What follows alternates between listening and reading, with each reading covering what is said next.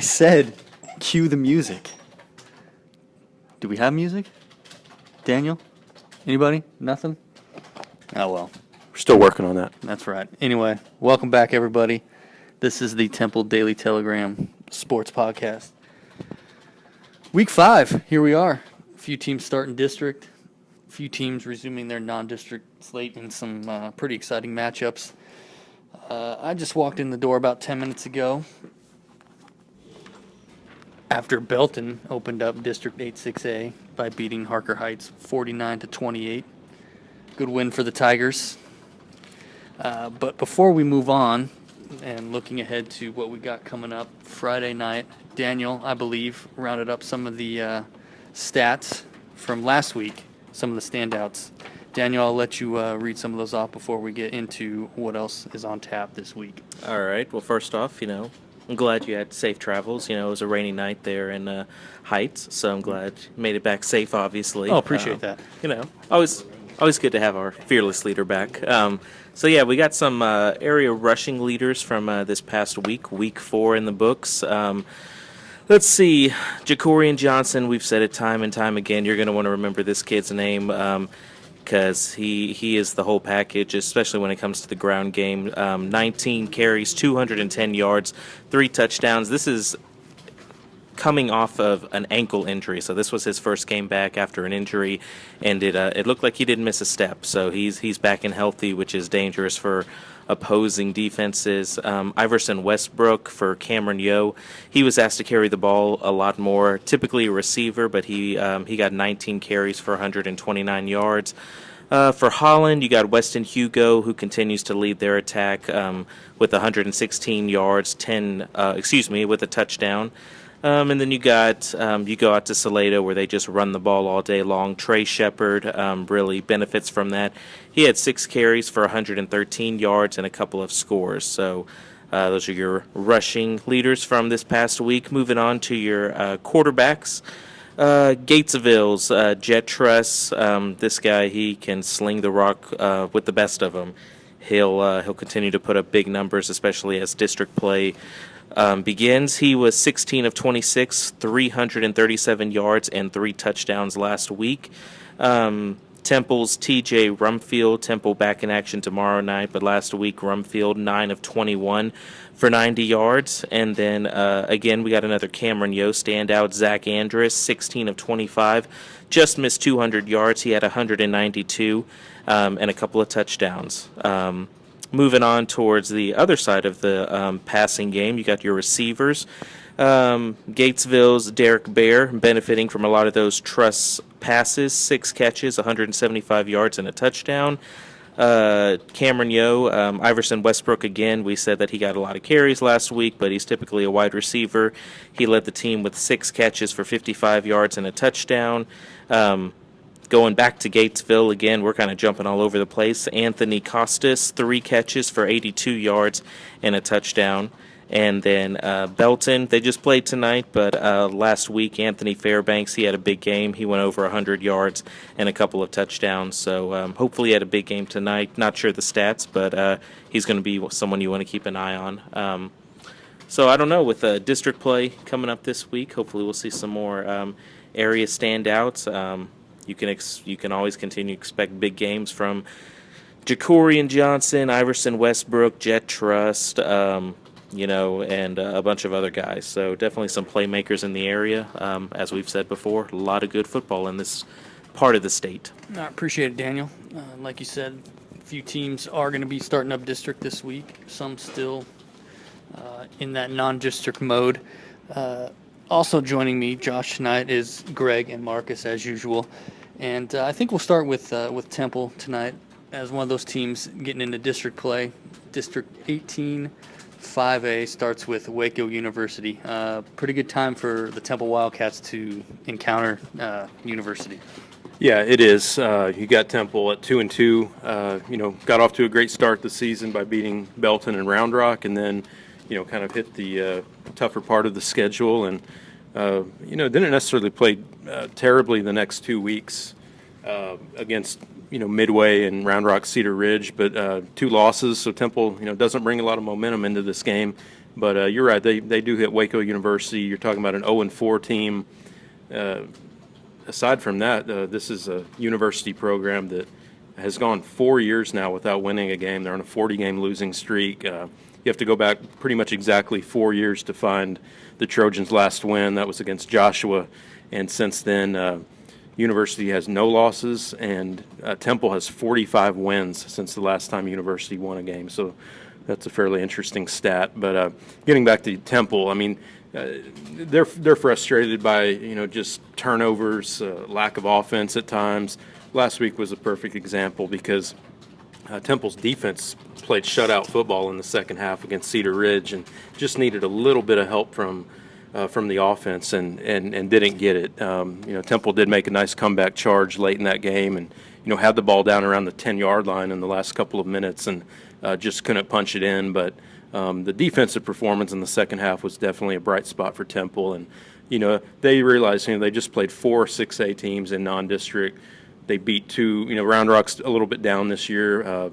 In hindsight, now that Belton's won 3 in a row, that win over Belton looks pretty good. And then UAT Midway is going to beat a ton of people this year. They're very loaded, and Cedar Ridge is, I think, something like 13-2 the last 2 seasons. So that's a very strong program. So I think Temple's just looking to get back on track. And historically, the last 3 years, Temple's really dominated University every time they've played them. I mean, it's scoring a ton of points, giving up barely anything, and really putting these games out of touch by halftime. So I think Temple, the number one thing they want to do here is win handily, get a lot of backups, reserves, more playing time, stay healthy, because a week from tonight, playing A&M Consolidated at home, that's the only undefeated team in the district right now, and they've got, under Lee Fedora, their first-year head coach, they're pretty loaded, and they're playing really well. So I think Temple wants to just clean things up tonight, take some momentum into that Consolidated game, and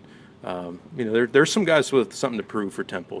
There's some guys that the coaches need to get more out of, and I think the coaches, talking to Coach Stewart this week, I think he wants to get more out of his staff, frankly. But he wants a better game called. He just wants everything to be better. It hasn't been up to snuff the last couple weeks, and he's not the type to just take that lightly. Yeah, you kind of alluded to it.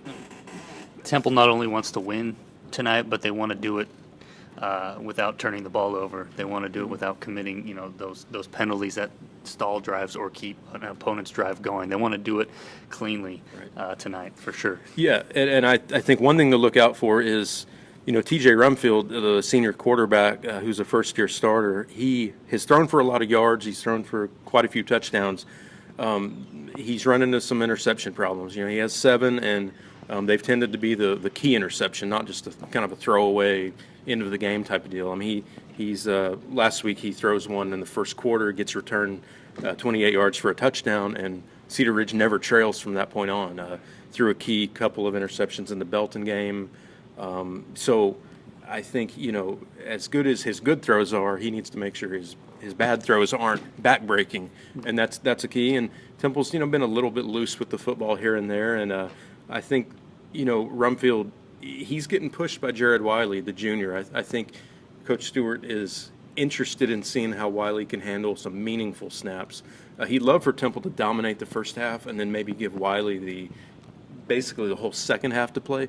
But he told me this week that if Rumfield isn't playing well, that he could get into that game earlier than you might expect, and because he's a runner. He's a big kid. He can run. He's a tough physical guy, whereas Rumfield's your pocket passer.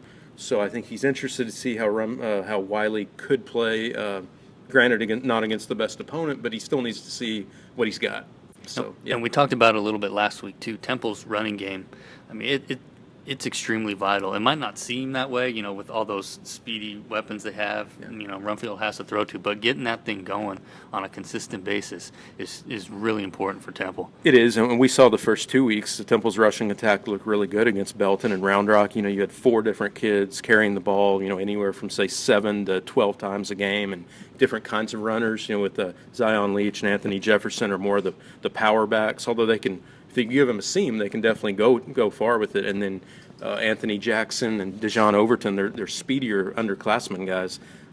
Jackson kind of disappeared the last couple of weeks, and for no apparent reason, just the other guys have gotten it more. And another thing to just think about is, you face a team like Midway and then a Cedar Ridge. It's your big 6A teams, a lot of college-bound, recruitable players.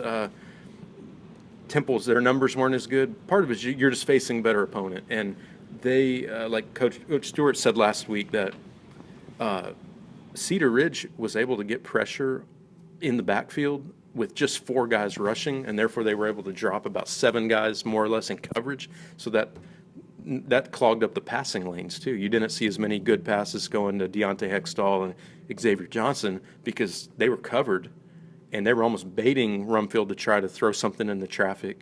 And yet you had 4 guys at the line of scrimmage who were just basically taking away the running game, which is pretty impressive. So the onus is kind of on Temple's offensive line and the backs this week to get it going against, let's face it, a much lesser opponent. This is not a 6A team. This is not a playoff team. So just because Temple might look better this week, it might not mean all their ills are cured. It's just you need to take advantage of a lesser opponent in every possible area. Marcus had a good idea for me to kind of kick this thing off, talking about Belton's victory Thursday night over Harker Heights to kick off 8-6A, and I just moved right past it, hardly spoke of it. So I'm going to get back to that for a second, if you guys don't mind. Harker Heights defeated Belton last season in the 8-6A opener on Tiger Field, and the Tigers were not pleased with their effort or the result of that game. So this one was big for Belton coming in, and it was a slugfest. I'm going to call it that on a rainy night. Harker Heights led 28-27 at halftime after the Knights running back Jameel Hodges went over 200 yards in the first half, had 3 touchdowns. But Belton's defense had 7 takeaways Thursday night, and the offense cashed in on many of those, scoring 31 points off some of those turnovers. And Belton shut out Harker Heights in the second half to win 49-28. It was a good-looking all-around performance once things kind of started getting rolling. Quarterback Connor Carruthers for Belton had 218 yards passing and 4 touchdowns. 4 receivers had 1 touchdown apiece. Anthony Fairbanks, Anthony Brown, Chandler Vila, and Denver Holman. And running back Darren Rector had a 26-yard touchdown run. It was 4 fumbles and 3 interceptions. That was the 7 turnovers. So it was a good-looking victory for Belton, which has a very strong chance of going 2-0 into their bye week. Next week they face Cleanwood, and that's always a tough game. But that one is at home. So Belton, which lost its first 2 games, they've now won 3 in a row, and a 1-0 start in district is always preferred. And some of these other teams open in district include Cameron Yo Academy. Well, all of District 10 3A1, one of the toughest districts in Texas. We're going to have reporters at 3 games involving those teams, one of which is a non-district game, actually, but we'll get to that in a second. But, Marcus, you're going to be at McGregor, where Cameron Yo is trying to bounce back from 3 tough losses in a row. Right, and yeah, well, I mean, we've talked about this being the toughest district in the state, but of course, if you just look at the team's records in it right now, nobody would think that, because I'm not sure. 2-2 is the best. Yeah, I believe 2-2 is the best record for those teams, but of course, to compete in that district, the coaches know you have to play a tough non-district schedule, and Yo plays one of the toughest. Their opponents that they've lost to, Gatesville's 4-0, China Springs 3-1, Bay City now 3-0, and all of those were pretty close games. And so you look at this, Cameron Yo goes into this with a 1-3 record, and yet they were still receiving votes in the AP poll this week, which I don't know of anybody that's ever received votes with a 1-3 record. And now they face a McGregor team that has a better record than them, but I don't think any of us think for a second that McGregor's probably going to win this game. I mean, McGregor might put up a good fight, but last year in this game, Zach Andrus, quarterback for Cameron Yo, I think he accounted for 5 total touchdowns, and a pretty convincing win for the Yeoman. And of course, he's back this year. And on the other side of it, McGregor's pretty much just got a one-man show back there.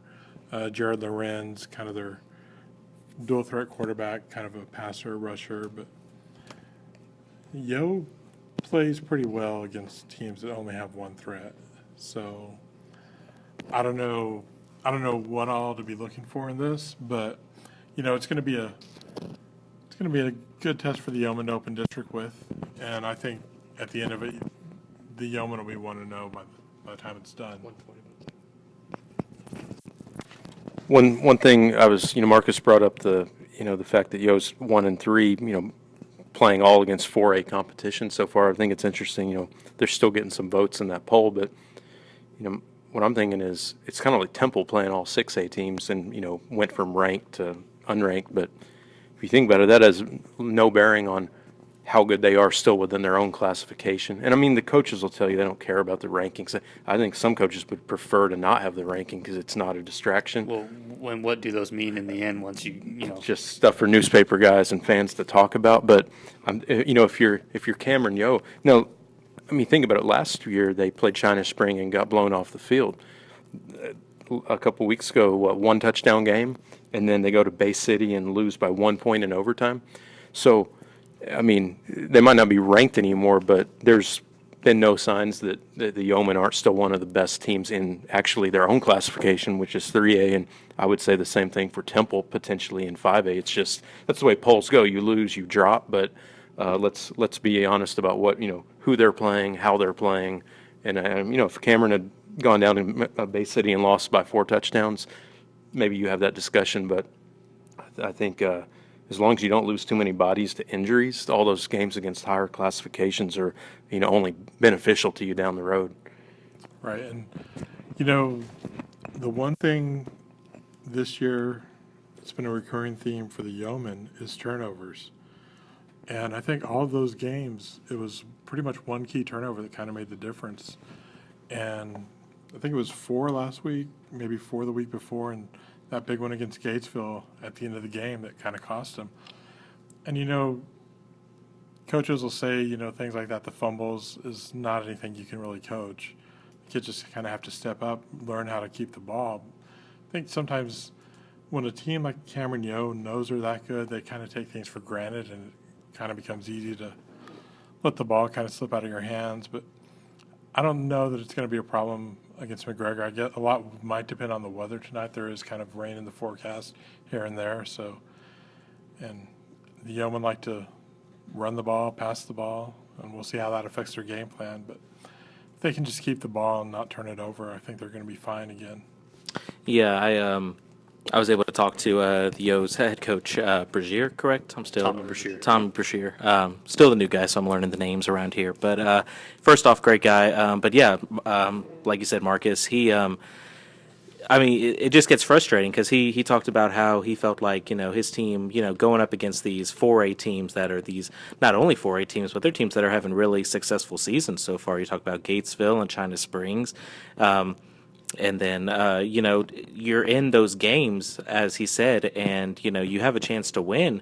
And then it's just a key turnover, a key interception, a key fumble, a penalty that pushes you back 10 or 15 yards that stalls a drive. It's just always something that, it's hard, and as he said, it's hard enough to play a non-district slate already like they have scheduled, and they schedule these so that once district comes around and once hopefully playoffs come around, that they're ready to go and that they're playing at a higher level than everyone else. But at the same time, when you are playing these higher teams, it's so hard just to stay in those games. And when you're there, it's exciting, but then to pretty much shoot yourself in the foot and be your own worst enemy, that's the most frustrating. So he's very confident in his team. He's very confident in the defense. There's been a lot of questions with the defense, but he feels like they're actually at a better place right now than they were at this point last season.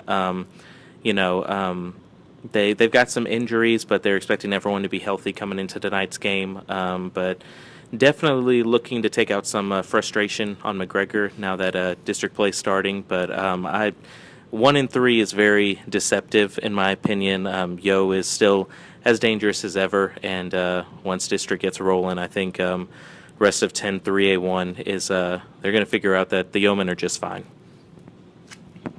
Just wanted to add one note on that Cameron game against Bay City last week. The game goes to overtime, and I guess Bay City scored a touchdown and kicked the extra point to go up 7, and then Cameron answers with a touchdown, so they're down 1, and Tommy Brashear, he just decided to go for the win. I don't know if that was any reflection on confidence in his kicking game or if it was just a gut, hey, let's go for the win on the road right here.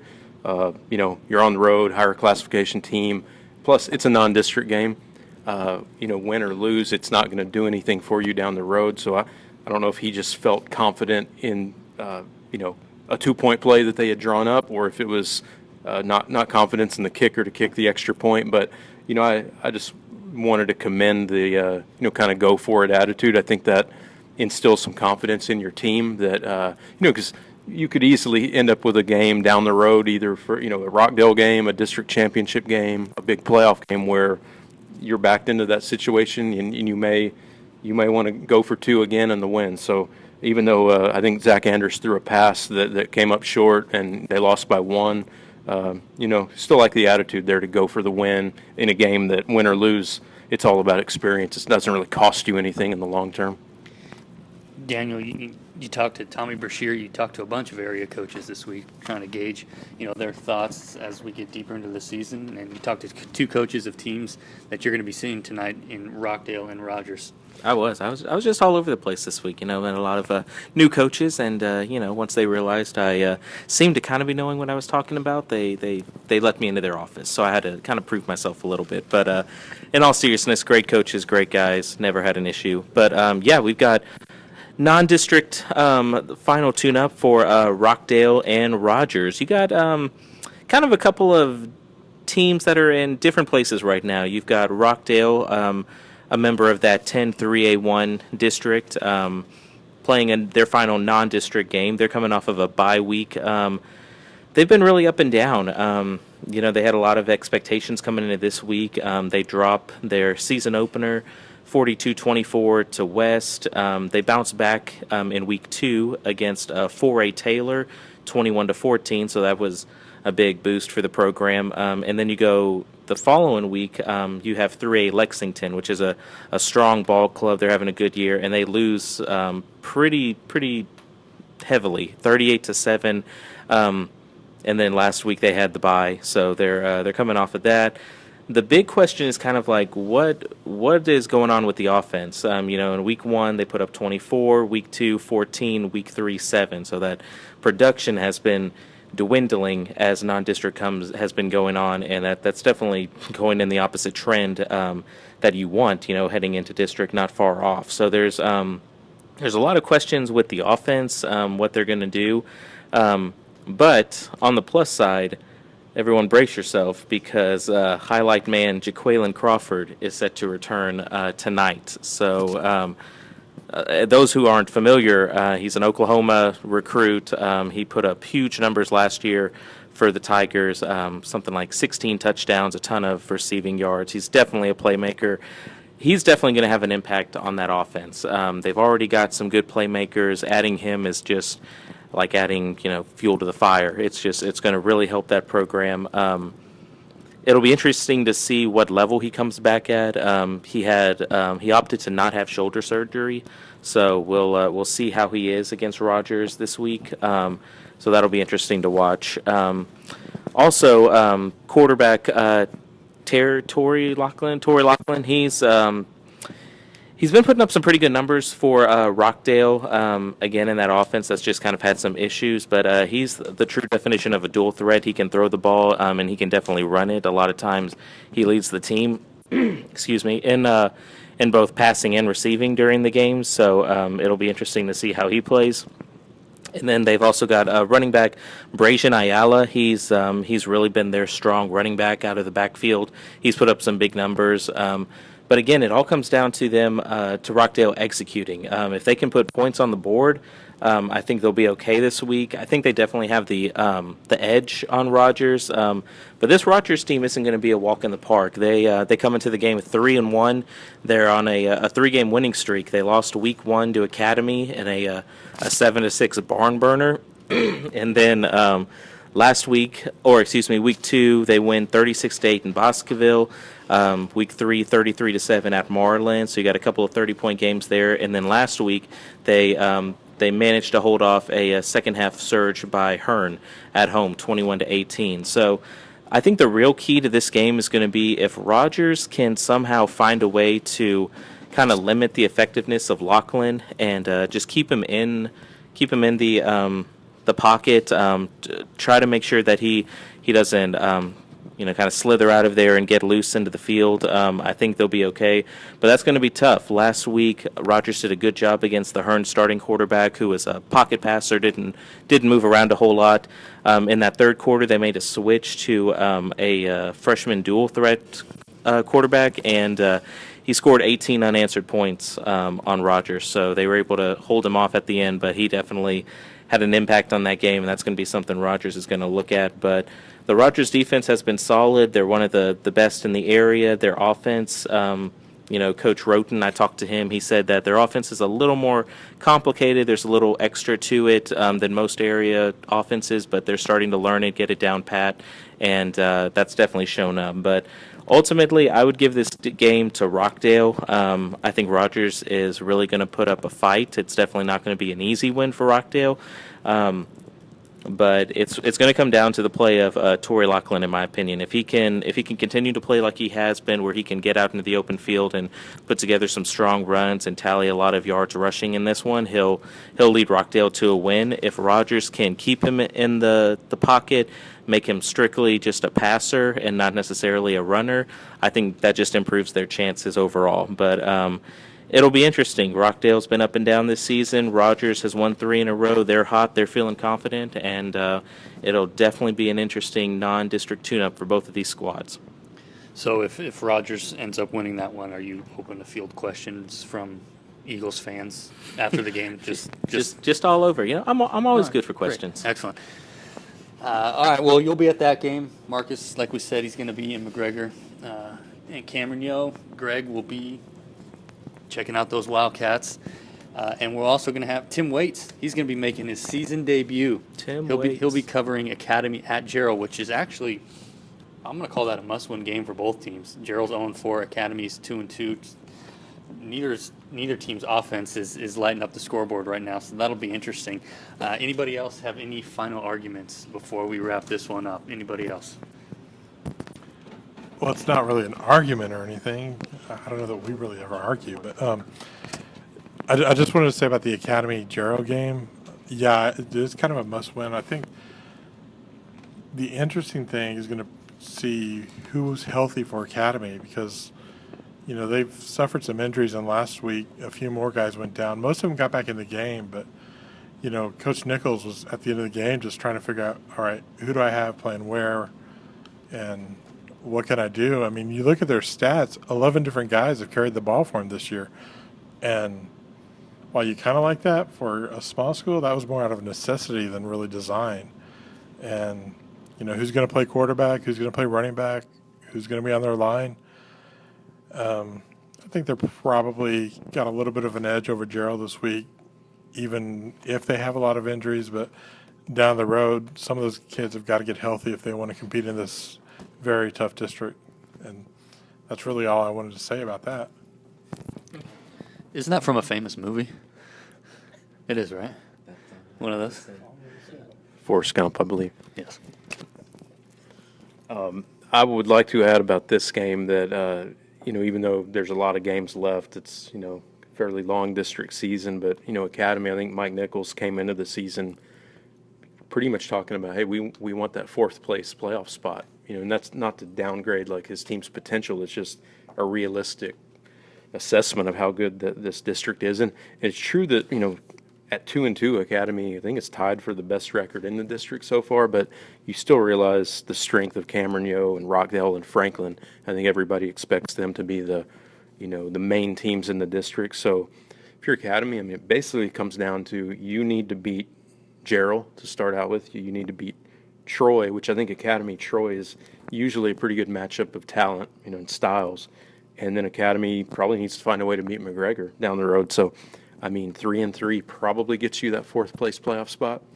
It would be hard to miss the playoffs at 3-3. I don't know if even a way that you can, but there's not much margin for error for Academy. I think you're not saying that you are assuming they're going to lose to Cameron, Rockdale, and Franklin, but on the whole, it's a good bet that they're going to have a tough time winning any of those three. So it's almost like there's 3 games that Academy has to win, and the first one of them is against Gerald tonight.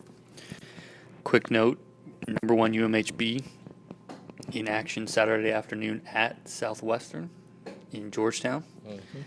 And it is the first meeting between the two, yep. UMHB is rolling. They had one of their more convincing wins of the season last week. So look forward to that one. And I'm being passed a note. Oh, Coach Pete Fredenberg, he's going for win 200 with the Crusaders. Big two. With the Crusaders, correct? Like, that's not just In their 20th season. in their 20th season. That's a pretty darn good average. Not bad. All right, we appreciate it, everybody, for listening in once again, and stay tuned for another episode next week.